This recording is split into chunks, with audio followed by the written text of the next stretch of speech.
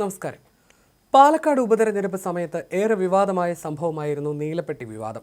UDF സ്ഥാനാർത്ഥിയായിരുന്ന Rahul മാങ്കുടത്തിലിന്റെ നേതൃത്വത്തിൽ ഹോട്ടലിൽ നീല ബാഗിൽ കള്ളപ്പണം കൊണ്ടുവന്നു എന്നായിരുന്നു അന്ന് ഉയർന്ന ആരോപണം. അന്ന് രാഹുൽ മാങ്കുടത്തിൽ താമസിച്ചിരുന്നത് ഇപ്പോൾ കസ്റ്റഡിയിലെടുത്ത അതേ ഹോട്ടലിൽ തന്നെയായിരുന്നു. അന്ന് ഒന്നും കണ്ടെത്താൻ സാധിക്കാതെ വന്നതിനെ തുടർന്ന് പോലീസ് ഏറെ നാണം കെട്ടിരുന്നു.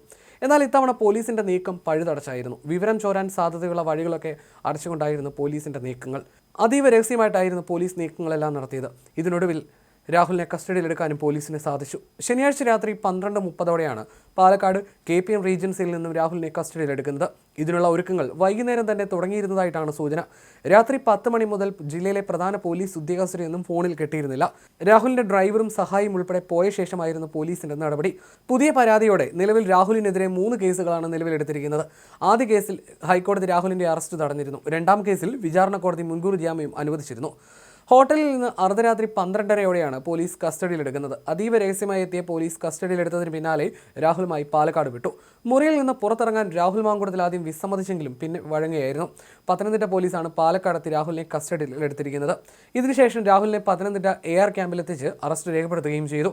ഇമെയിൽ വഴി ലഭിച്ച പുതിയ പരാതിയിലാണ് കസ്റ്റഡിയിലെടുക്കുകയും അറസ്റ്റ് രേഖപ്പെടുത്തുകയും ചെയ്തത്. പത്തനംതിട്ട സ്വദേശിനിയാണ് പുതിയ പരാതി നൽകിയത്. ബലാത്സംഗം ചെയ്തെന്നും നിർബന്ധിച്ച് ഗർഭഛിദ്രം നടത്തിയെന്നും യുവതിയുടെ പരാതിയിൽ പറയുന്നു. പത്തനംതിട്ടയിൽ FIR രജിസ്റ്റർ ചെയ്ത ശേഷം കേസ് ക്രൈംബ്രാഞ്ചിന് കൈമാറുകയായിരുന്നുവെന്നാണ് വിവരം. ലൈംഗിക പീഡനം, ഗർഭഛിദ്രം, സാമ്പത്തിക ചൂഷണം തുടങ്ങിയ കുറ്റങ്ങൾ ചുമത്തി. പുറത്തു പറഞ്ഞാൽ പിതാവിനെ അപായപ്പെടുത്തുമെന്നും ഭീഷണി മുഴക്കിയതായും പരാതിയിൽ പറയുന്നു. രാഹുലിനെതിരായ നിർണായക തെളിവുകൾ പരാതിക്കാരിയായ യുവതി അന്വേഷണ സംഘത്തിന് കൈമാറിയിട്ടുണ്ട്. തന്നെ വിട്ടുപോകാതിരിക്കാൻ ഒരു കുഞ്ഞു വേണമെന്ന് രാഹുൽ നിർബന്ധിച്ചു. ഒരു കുഞ്ഞുണ്ടായാൽ വീട്ടിൽ വിവാഹം വളരെ വേഗം സമ്മതിക്കുമെന്നും രാഹുൽ പറഞ്ഞു. നേരിൽ കാണാൻ രാഹുൽ ആഗ്രഹം പ്രകടിപ്പിച്ചു.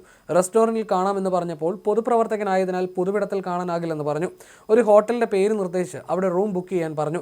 റൂമിലെത്തിയപാടെ ഒരു വാക്ക് പോലും പറയുന്നതിന് മുമ്പേ തന്നെ കടന്നാക്രമിച്ചുവെന്നും നേരിട്ടത് ക്രൂരമായ ലൈംഗിക ആക്രമണമാണെന്നും പരാതിക്കാരി പോലീസിന് മൊഴി നൽകി.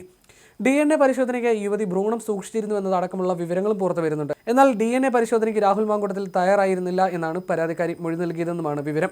പത്തനംതിട്ട ക്യാമ്പിൽ രാഹുലിനെ ചോദ്യം ചെയ്തുകൊണ്ടിരിക്കുകയാണ്. തിരുവല്ല മജിസ്ട്രേറ്റിന് മുന്നിൽ ഹാജരാക്കുമെന്നാണ് ലഭിക്കുന്ന വിവരം. സ്റ്റേറ്റ് ക്രൈംബ്രാഞ്ചിന്റെ നേരിട്ടുള്ള മേൽനോട്ടത്തിലാണ് കേസ് മുന്നോട്ട് പോയത്. ലോക്കൽ പോലീസിലേക്ക് ഒരു വിവരവും എത്തിയിരുന്നില്ല. സുരക്ഷാ ക്രമീകരണങ്ങളും ക്യാമ്പ് പരിസരത്ത് സജ്ജമാക്കിയിട്ടുണ്ട്. രാഹുലിനെതിരെ പഴുതടച്ച നീക്കമാണ് ഉദ്യോഗസ്ഥർ നടത്തിയത്. തെളിവുകളെല്ലാം ശേഖരിച്ചാണ് പോലീസ് മുന്നോട്ട് പോയത്. അറസ്റ്റ് രേഖപ്പെടുത്തിയ വിവരം MLAയുടെ അഭിഭാഷകരെ അറിയിച്ചെന്നാണ് വിവരം. പുതിയ കേസിൽ കസ്റ്റഡിയിലെടുത്തതോടെ MLAക്കെതിരായ നിയമ നടപടികൾ കൂടുതൽ സങ്കീർണമായിരിക്കുകയാണ്.